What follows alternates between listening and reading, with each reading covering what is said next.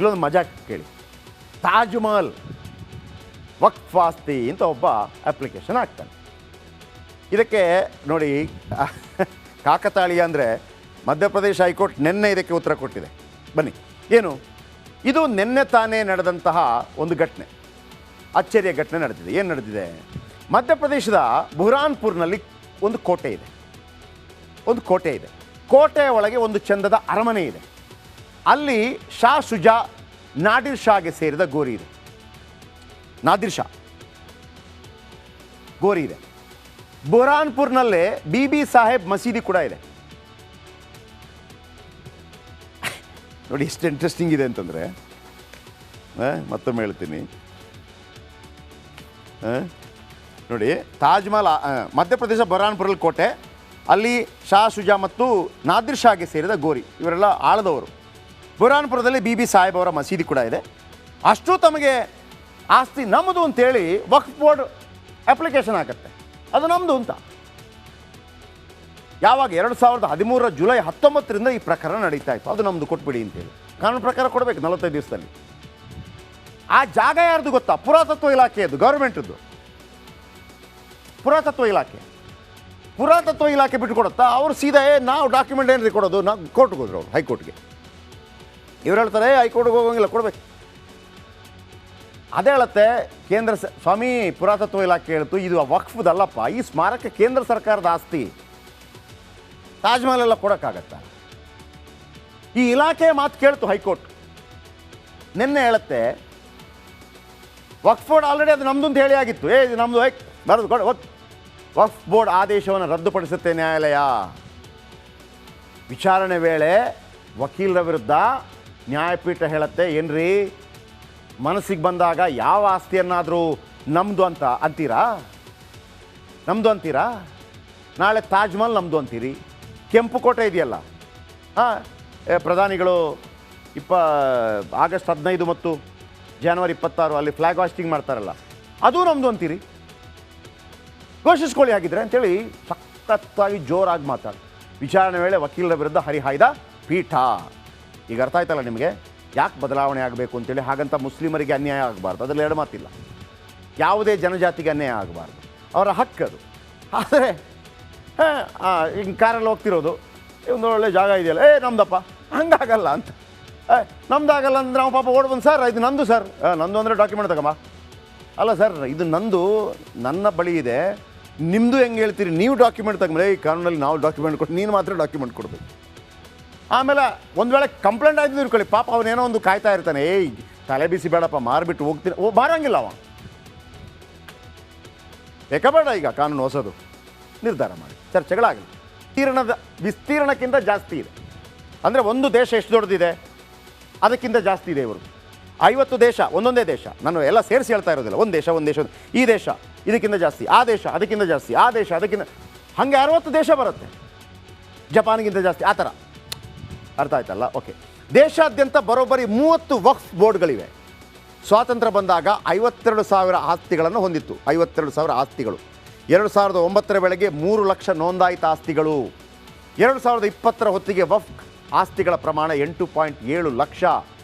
ಕೇವಲ 13 ವರ್ಷಗಳಲ್ಲಿ ವಕ್ಫ್ ಭೂಮಿ ದ್ವಿಗುಣಗೊಂಡಿದೆ. 13 ವರ್ಷ ಡಬಲ್. 9.40 ಲಕ್ಷ ಎಕರೆಯಲ್ಲಿ ಹರಣಿಕೊಂಡಿದೆ ವಕ್ಫ್ ಆಸ್ತಿ. ವಕ್ಫ್ ಬೋರ್ಡ್ ಆಸ್ತಿ ಮೌಲ್ಯ 1,000 ಲಕ್ಷ ಕೋಟಿಯಲ್ಲಿದೆ. ವಕ್ಫ್ ಸಂಪತ್ತಿನ ಮೇಲೆ ಶರಿಯಾ ಕಾನೂನು ಬಳಸಲಾಗುತ್ತೆ. ಆಸ್ತಿ ಇರುವ ಸ್ಥಳ, ಅಲ್ಲಿನ ಮೌಲ್ಯ ಆಧರಿಸಿ ನಿರ್ಧಾರ ಮಾಡಬೇಕಾಗತ್ತೆ. ಸಾಕಷ್ಟು ವಕ್ಫ್ ಆಸ್ತಿ ಆಯಕಟ್ಟಿನ ಪ್ರದೇಶಗಳಲ್ಲಿ ಇದೆ. ಜೊತೆಗೆ ಕೆಲವು ಆಸ್ತಿಗಳಿಗೆ ಐತಿಹಾಸಿಕ ನಂಟಿದೆ. ವಕ್ಫ್ ಆದಾಯ ಕೇವಲ ಮುಸ್ಲಿಮರ ಏಳಿಗೆಗೆ ಬಳಸ್ತಾರೆ, ಆದರೆ ತಿಂತಾರೆ, ಬಡವರಿಗೆ ಹೋಗೋದಿಲ್ಲ. ಬಡವರಲ್ಲಿ ಮೈಸೂರಲ್ಲೆಲ್ಲ ಕೆಲವರು ನೋಡಿಲ್ವಾ, ಮುಸ್ಲಿಮರನ್ನ ಪಾಪ ಪಂಚರ್ ಶಾಪ್ ಹಾಕ್ಕೊಂಡು ಅವ್ರಿಗೇನೋ ಸಿಗ್ತಾ ವಕ್ಫಿಂದ. ಈಗ ಮಾಡ್ತಾ ಇರುವಂಥ ಕಾರಣ ಅವರಿಗೆ ಸಿಗಬೇಕು. ಹಾಗಂತ ಕಂಡವರ ಮೇಲೆ ಹೋಗೋಂಗಿಲ್ಲ. ಇನ್ನೇನಾಗತ್ತೆ, ಈ ಟ್ರಿಬ್ಯುನಲ್ ಇದೆಯಲ್ಲ, ಅದೊಂದು ಮ್ಯಾಜಿಸ್ಟ್ರೇಟ್ ಕೋರ್ಟ್ ಥರ ಆಗುತ್ತೆ. ನೀವು ಹೈಕೋರ್ಟ್ಗೆ ಹೋಗ್ಬೋದು, ಇಷ್ಟೇ ವಿಚಾರ, ಹೈಕೋರ್ಟ್ಗೆ ಸುಪ್ರೀಂ ಕೋರ್ಟ್ ಹೋಗೋದಕ್ಕೆ ಅವಕಾಶ ಇದೆ. ಆಮೇಲೆ ಸ್ಪೆಷಲ್ ಸ್ಕಾಲರ್ಗಳನ್ನು ಅದರೊಳಗೆ ಹಾಕ್ತಾರೆ. ಅವರೇ ಪರ್ಮನೆಂಟ್. ಅವ್ರು ಹೇಳಿದ್ದು ಫೈನಲ್ ಅಲ್ಲ, CO ಹೇಳಿದ್ದು ಫೈನಲ್ ಅಲ್ಲ, ಟ್ರಿಬ್ಯುನಲ್ ಹೇಳಿದ್ದು ಫೈನಲ್ ಅಲ್ಲ. ಫೈನಲ್ಲೇ ಅದು ಒಂದು ರೀತಿಯಲ್ಲಿ ಮ್ಯಾಜಿಸ್ಟ್ರೇಟ್ ಕೋರ್ಟ್ ಇದ್ದಂಗೆ. ಓಕೆ, ಅರ್ಥ ಆಯ್ತಲ್ಲ? ಗೆ ತಿದ್ದುಪಡಿ ತರಲಾಗಿದೆ. ಇದು ವಿಪಕ್ಷಗಳ ಆಕ್ರೋಶಕ್ಕೆ ಕಾರಣವಾಗಿದೆ. ಹಿಂದೂ ಸಂಘಟನೆಗಳು ಹಾಲು ಕುಡಿದಷ್ಟೇ ಸಂತಸದಲ್ಲಿವೆ. News desk, republic Kannada. ಇಲ್ಲಿ ಒಬ್ಬರು ಶ್ರೀಕಾಂತ್ ಏಕನಾಥ್ ಶಿಂದೆ ಅಂತ ಮಾತಾಡಿದ್ರು. ಮಹಾರಾಷ್ಟ್ರ ಮುಖ್ಯಮಂತ್ರಿ ಏಕನಾಥ್ ಶಿಂದೆ ಅವರ ಮಗ. ಅವರೊಂದು ಮಾತನ್ನು ಹೇಳ್ತಾರೆ, ಶಾಬಾನುಗೆ ಅನ್ಯಾಯ ಮಾಡಿದವರು. ಏನು ಶಾಬಾನು ಪ್ರಕರಣ? ವೆರಿ ಸಿಂಪಲ್ ಆಗಿ ಹೇಳ್ತೀನಿ ಮತ್ತೊಮ್ಮೆ.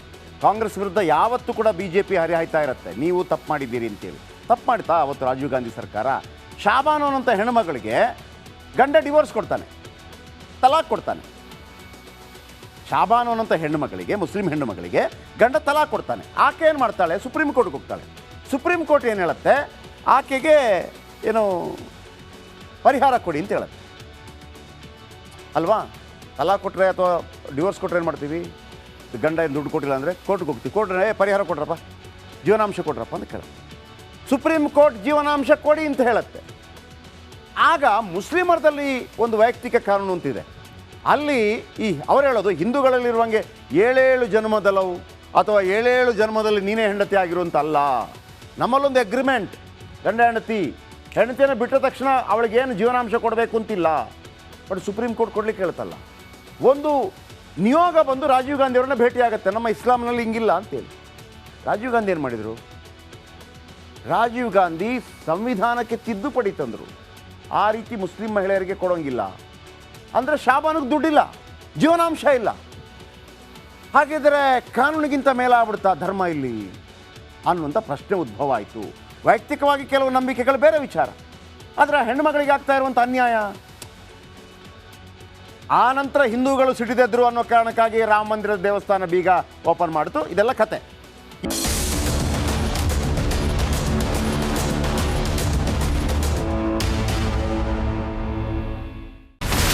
ಇಲ್ಲಿರುವಂತ ಈ ಒಂದು ಗುಡ್ಡ ಕುಸಿದ ಪರಿಣಾಮ ಯಾವ ರೀತಿಯಾಗಿತ್ತು ಅಂತಂದ್ರೆ, ಗಂಗಾವಳಿ ನದಿ ಪಕ್ಕದಲ್ಲಿರುವಂತಹ ಉಳುವರ್ ಎನ್ನುವ ಗ್ರಾಮ ಸಂಪೂರ್ಣವಾಗಿ ಇವತ್ತು ನಾಶ ಆಗಿದೆ. ಮನೆ ಮಠ ಏನಿಲ್ಲ, ಎಲ್ಲ ಹೋಗ್ಬಿಟ್ಟಿದೆ.